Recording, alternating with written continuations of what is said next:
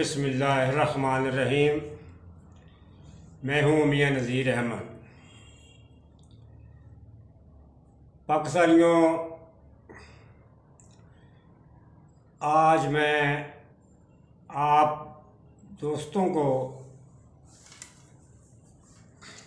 جس چیز سے آگاہ کرنا چاہتا ہوں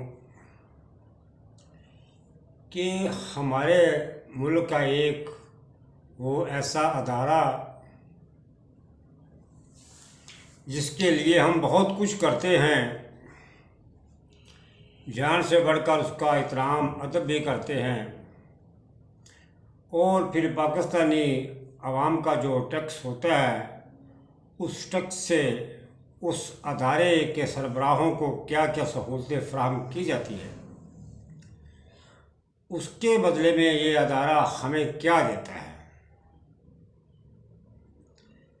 میں جس ادارے کی بات کر رہا ہوں وہ میرا ادارہ جو ہے عدلیہ کا ادارہ ہے، جس موضوع پہ میں آج اپنے پاکستانی بھائیوں سے گفتگو کر رہا ہوں، اور اس ادارے سے بھی یہ میں مخاطب ہوں کہ یہ ادارہ ہمیں کیا دیتا ہے۔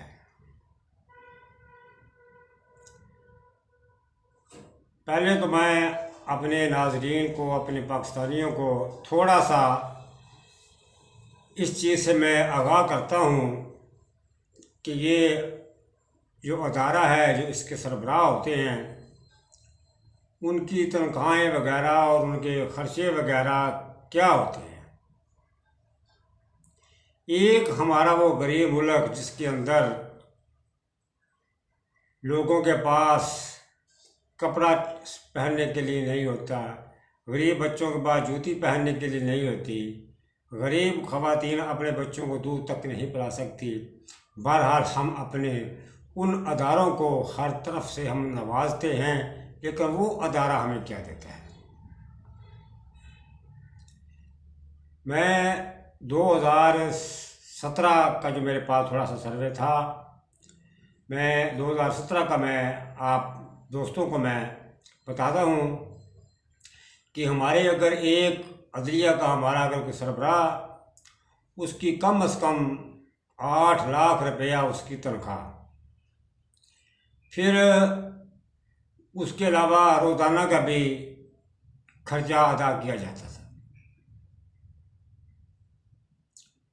پھر اس کے علاوہ اور بھی 3 لاکھ جو ایکسٹرا جو مہینے کا دیا جاتا تھا،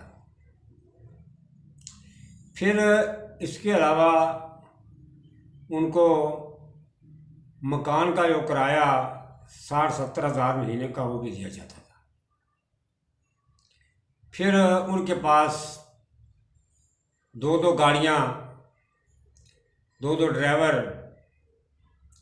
پھر وہ جتنی بھی بجلی استعمال کریں، گیس استعمال کریں، کچھ بھی استعمال کریں، کسی چیز کا بل ادا نہیں کرنا، کیونکہ وہ عوام کے جو ٹیکس ہے وہ اسی نے ادا کرنا ہے۔ پھر ایک جو جنریٹر ہے، جنریٹر بھی دیا جاتا تھا، اس کے ساتھ پھر پٹرول بھی دیا جاتا تھا، پٹرول بھی جلاؤ کیونکہ وہ بھی پاکستانی عوام کے ٹیکس سے ہی ملنا ہے، اس کا بھی کوئی حساب نہیں ہے۔ پھر دوستو، یہ جو ادارہ ہمارا مقدس ادارہ جس کا ہم سب کے اوپر لازم ہے، ہم اپنے اس ادارے کا ہر فیصلہ ساروں کو بھی اس کا احترام کریں، اور ہم انشاءاللہ کرتے بھی ہیں۔ بہرحال میں ایک پاکستانی ہوں، پاکستانی ہونے کے ناطے میں یہ حق رکھتا ہوں کہ میں کسی ادارے کے بارے میں پوچھ سکتا ہوں بھی ان کا کتنا خرچہ ہے، ان کا کتنی ان کی تنخواہ ہے۔ یہ ہر پاکستانی جو ہے یہ اس چیز کا حق رکھتا ہے۔ بہرحال بات میں جو عرض کر رہا تھا کہ یہ ادارہ ہمیں کیا دیتا ہے،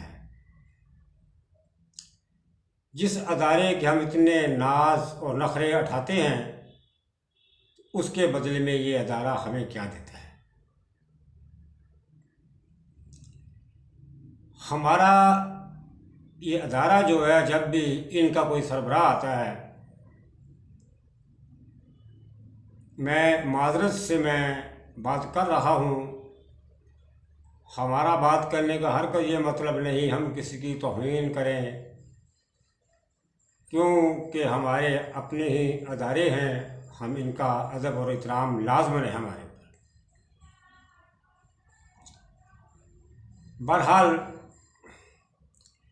جو نماز سربراہ آتا ہے اس کے ارد گرد بس 2-3 جو کیس ہوتے ہیں، بڑے کیس ہوتے ہیں، وہ سیاسی کیس ہوں، ان کے ارد گرد بس یہ کیس گھومتے رہتے ہیں.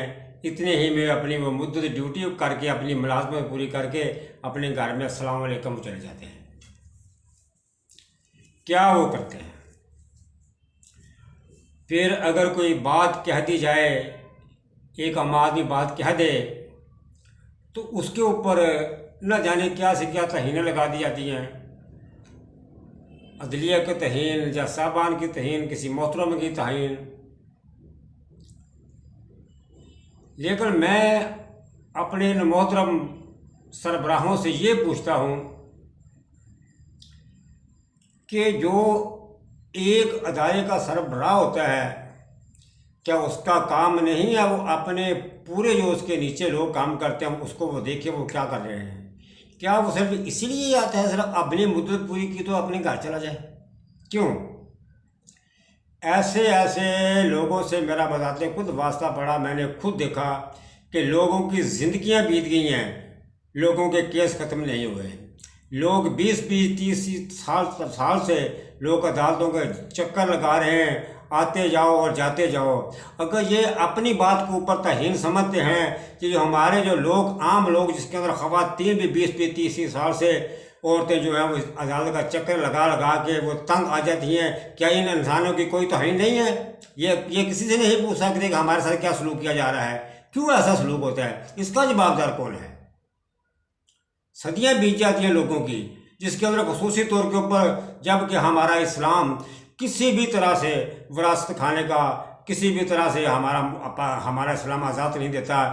دیکھو عدالتوں کے اندر لاکھوں کیس پڑے ہوئے ہیں، کسی نے کس طریقے سے وراثت کھا لی، کسی نے کس طریقے سے وراثت کھا لی. عورتیں خصوصی طور پہ خواتین جو ہیں وہ چکر لگا کے عدالتوں کے وہ تنگ آ جاتی ہیں.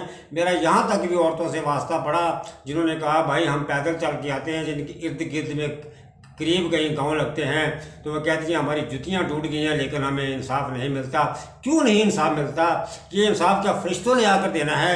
سہولتیں ساری آپ لیتے ہیں تو یہ انصاف کس نے دینا ہے؟ یہ جو لوگ اور خواتین چکر لگاتی ہیں 20-30 سال چکر لگاتی رہتی ہیں، ان انسانوں کی کوئی توہین نہیں ہے، ان کا کوئی جواب دار نہیں ہے. یہ بھی دیکھنا چاہیے محترم، بھی اس کا بھی دیکھنا آپ کا فرض ہے. پھر ایک عام آدمی میرے جیسا غریب آدمی، میں ایک غریب آدمی ہوں، میں کوئی نہ لیڈر ہوں کہ میں کوئی لکھا پڑھا ہوں، میں ایک عام سا انسان ہوں. بہرحال جو میں ایک پاکستانی ہوں، جو میرے اندر سوچ ہے میں اپنی سوچ کے مطابق میں بات کرتا ہوں، اور جس بات کو میں اپنا حق سمجھتا ہوں کرنا میں وہی بات کرتا ہوں. کیوں کہ مجھے پتہ ہے ہمارے اتنے پاورفل ادارے ہیں کہ انسان کو ننگا کرنا بھی جانتے ہیں، انسان کی ویڈیو بنا کے بھی چھوڑ دیتے ہیں، جی کیا سے کیا کر دیتے ہیں. ہر انسان جو ہے ان کے آگے کھڑا نہیں ہو سکتا. ہمارے یہ جناب نواز شریف صاحب ایک پھر دوبارہ، پہلے تو میں عوام کو باور کر دوں، بتا دوں کہ اتنا جھوٹا خاندان ہے پورے کا پورا، یہ ڈاکو خاندان ہے، ایک نہیں پورے کا پورا ان کا آوا ہی بگڑا ہوا ہے. یہ پہلے جب مشرف صاحب کے دور میں جب سعودیہ گیا ہے اس وقت بھی یہ معاہدہ کر کے گیا تھا، چوری گیا تھا، بھاگ کر گیا تھا، لیکن لوگوں کو خبر نہیں ہونے دیتا تھا، یہ مانتے ہی نہیں تھے. جی ایسے بے ایمان ہو گئے ہیں. اب بھی یہ ایک معاہدہ کر کے گیا جس کا ضمان دی، جس کا اس کا بھائی شہباز شریف تھا، اپنے اس نے خود اسٹامپ لکھوایا تو اس کی ضمانت پہ کیا. ہماری عدلیہ نے کیوں نہیں اس وزیر اعظم کو بولا، کیوں نہیں اس حکومت کو بولا کہ اس ڈاکو کو ملک میں لے کر آؤ، ملک میں آ کے عدالتوں کا سامنا کرے؟ پر کیوں بولیں گے؟ یہ کوئی ایک عام آدمی ہوتا، غریب آدمی ہوتا، کمزور آدمی ہوتا، اس کو تو گریبان سے پکڑ کے لے جاتے. بہرحال وہ نواز شریف وزیر اعظم تھا، 3 دفعہ وزیر اعظم رہ چکا، اس کو کیوں بولیں گے؟ یہ ہمارے ملک کا جو نظام ہے اس کا کیا یہی نظام رہنا ہے؟ ہم سوچتے ہیں کہ ہم اپنی آنے والی نسلوں کو इस मुल्क का कौन सा निज़ाम देकर जा रहे हैं? क्या हमारी आने वाली नस्लें क्या हमारे ऊपर वो थूकेंगी नहीं कि हमारे बड़े हमें क्या निज़ाम देकर जा रहे हैं? हमने इस निज़ाम को बदलना है पाकिस्तानियों, हमने इसको बदलना है। सुनो, खुदा ने उस कौम की हालत नहीं बदली जिससे ना हो खुद को बदलने का ख्याल। जब हम खुद कोशिश नहीं करेंगे तो ये निज़ाम नहीं बदल सकता। हमें ऐसा निज़ाम नहीं चाहिए जिसके अंदर कोई इंसाफ नहीं है, जिसके अंदर तराजू पकड़ने वाला आदमी ही नहीं है, सिर्फ तराजू दिखाए जाते हैं, तराजू को पकड़ने वाला कोई आदमी नहीं होता। हमें इस मुल्क के निज़ाम को बदलना है। दोस्तों, मैं एक बात आपको कहता हूँ, मेरी बात को बड़े गौर से सुनना, उसको नोट करना मेरी बात को। मैं आपको रब्बे जुल जलाल की कसम उठाकर ये बात कहता हूँ, और ये इमरान खान जो है बजाते खुद ये आदमी ईमानदार है, ये कोई चोर लटेरा डाकू नहीं है। हमने अपने मुल्क के अगर निज़ाम को बदलना है तो हमें चेहरे बदलने पड़ेंगे, इन डाकुओं से जान छुड़वानी पड़ेगी। अगर हम आज कोशिश करते हैं, हम इमरान खान को लाते हैं, फिर हम देखते हैं अगर इमरान खान अभी आकर मुल्क में सही काम नहीं करता तो हमने इमरान खान को पाकिस्तान लिख के नहीं दे देना। हम अगले आने वाले इलेक्शन में इमरान खान को भी हम लोग रिजेक्ट कर देंगे।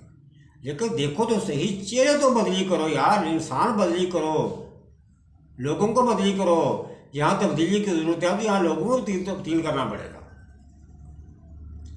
फिर हमारा अभी हमने देखा एक मेरा बड़ा मुक़द्दस अदारा जिसको हम फ़ौज का अदारा कहते हैं, जो हर वक्त अपनी जान हथेली पर रख के दुश्मन की आंख में आंख डाल के खड़ा रहता है। अभी इनके अंदर एक आदमी गया, उसने 6 साल से मेरे उस मुक़द्दस अदारे की मुक़द्दस छड़ी हाथ में पकड़ी हुई थी। उस मेरे मुक़द्दस अदारे की मुक़द्दस वर्दी पहनकर वो लोगों को ऐसे डराता रहा, लेकिन लोग जो हैं उस छड़ी की हया करते रहे, उस वर्दी का एहतराम करते रहे, लेकिन उसने कोई इंसानों वाला काम नहीं किया। 6 साल तक ना उसने मुल्क का कुछ किया, ना उन्हें अपने अदारे का कुछ किया। जाता हुआ फिर वो कैसे तबरका लेकर गया, जिसके ऊपर खसूसी तौर के ऊपर औरतों ने उसको क्या क्या कहा, उनकी माँ बहन एक कर दी। लेकिन वो भी मुल्क से जैसे रिटायर हुआ, उसने भी पता नहीं पहले ही प्रोग्राम बना रखा था, यानी कि फ़ौरन मुल्क से वो चला गया। उसका इंतज़ाम कौन करेगा? उसने इतना पैसा कहाँ से लिया, कहाँ से कमाया, उससे कौन पूछेगा? बहरहाल ये तो आने वाली हुकूमतें हैं, अगर कोई हुकूमत आती है सही, उसके अंदर पावर होती है तो वो सबको खींच के ले आएगी। अगर हमारे मुल्क का यही निज़ाम रहना है तो हमारे मुल्क का अल्लाह ही हाफ़िज़ है। दोस्तों, एक बात मैं और आपको कहता हूँ कि हक बात करना, सच बात करना सदका जारिया है। सच बात करने से कभी ना डरा करो।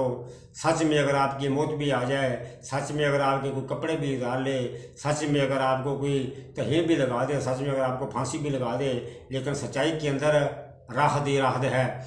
एक बात आखिरी करके मैं प्रोग्राम ख़त्म करता हूँ। मेरे दोस्तों, हमारे आने वाले चीफ आर्मी स्टाफ, अल्लाह ताला उनकी ज़िंदगी में बरकत डाले। इंशाअल्लाह हम भी देखेंगे, आप भी देखेंगे, सच्चा ईमानदार आदमी है, इंसानों के चेहरे ही बोलते हैं। अल्लाह ताला उनको हर मकसद में कामयाब करे। वो जितनी भी हमारे मुल्क के अंदर ख़राबियाँ हैं, अल्लाह ताला उनको सब सही करने की कोशिश, अल्लाह ताला उनको हिम्मत दे। लेकिन फिर एक बात ये है कि ये हमारा जो अदारा है, इसके अंदर मैं अपने तौर पे एक अपील करता हूँ कि खुदारा आप सियासत में ना कूदना, आप सियासत में ना कूदना। सियासत में कूदने से हमारे मुल्क की बदनामी भी होती है, हमारे मुल्क के काफ़ी सारे नुकसानात भी होते हैं। ये फिर हमारी, जिसमें अदलिया की बात कर रहा था, ये अदलिया हमारी ऐसी है, फिर ये अपने मफादात के लिए फिर लोगों को, फिर जर्नलों को जज भी करार दे देती है। बहरहाल मैं इनके लिए ज़्यादा बात नहीं करता, मैं बाबा इनसे डरता हूँ। ये पता नहीं मेरी तो उतनी औकात नहीं है, पता नहीं कौन कौन सी ये दफ़ा लगा दे मेरे ऊपर। पाकिस्तानियों, मैं अपनी बात ख़त्म करने से पहले आपको एक बात फिर ये कह देना चाहता हूँ कि जब तक हम कोशिश नहीं करेंगे ये निज़ाम कभी नहीं बदल सकता। अल्लाह ताला उन्हीं लोगों की हालत बदलता है जो खुद कोशिश करते हैं। हमने अपने बच्चों के लिए बेहतर सोचना है, अपने लिए बेहतर सोचना है, अपने मुल्क के लिए बेहतर सोचना है। हक़ के लिए अगर मौत भी आ जाए तो बड़े खुश नसीब हो तुम लोग। अल्लाह ताला हम सब को अपने इस मुल्क की हिफाजत करने की तौफीक अता फरमाए। अल्लाह ताला हमारे अदारों को अपने अपने दूध में रहकर काम करने की हिम्मत और अल्लाह ताला तौफीक अता फरमाए। इसके साथ मैं अपना प्रोग्राम ख़त्म करता हूँ। अस्सलामु अलैकुम व रहमतुल्लाहि व बरकातुहू।